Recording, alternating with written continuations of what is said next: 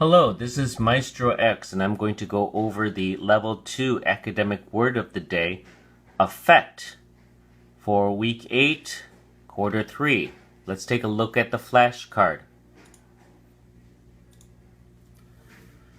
Okay, you'll notice that there's going to be some changes you're going to have to make on this flashcard. So I'm going to return to the screen at the end of the video so that you can copy. Right now, just listen, okay? Affect has 2 syllables, and the emphasis is on the second syllable. So we say affect, affect.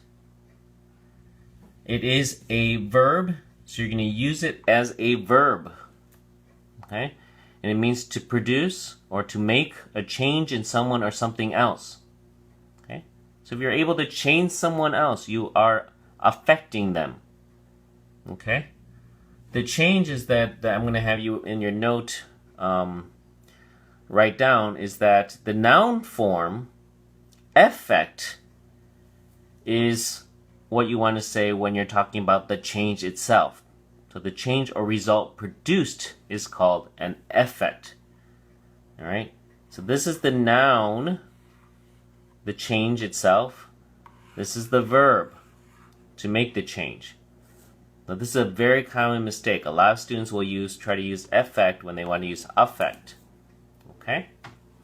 Let's look at some examples. Rereading a novel may affect your understanding of its themes.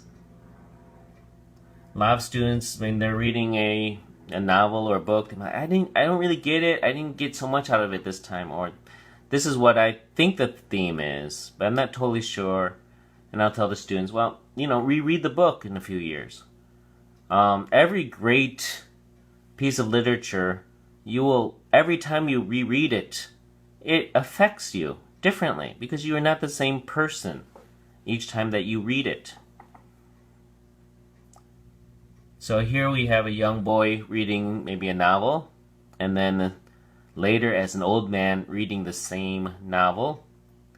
And again, rereading it later can make a change in your understanding of its themes.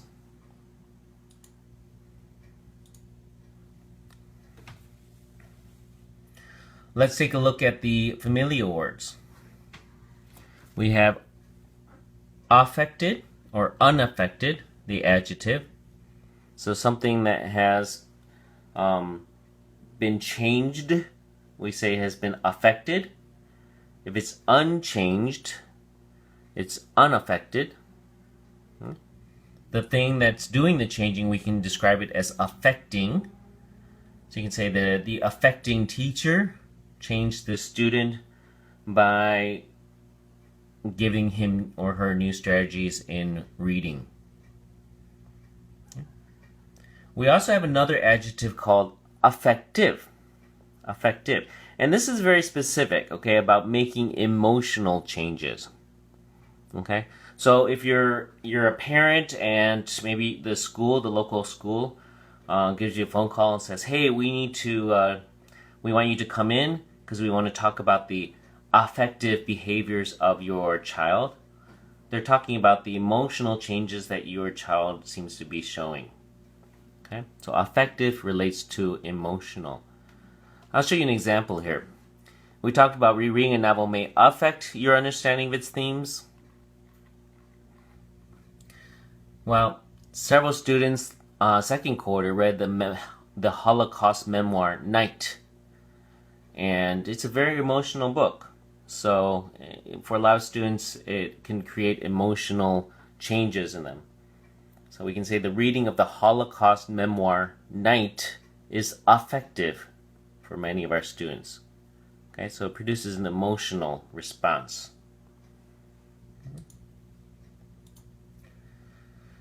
Okay, your synonyms then are to alter or to touch, and when you say touch, it means touch in a way that changes someone, or to transform.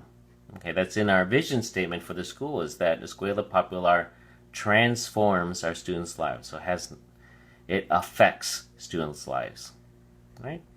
So again, you're going to use the word as a verb in your original sentence about yourself, and include an illustration. Happy studying!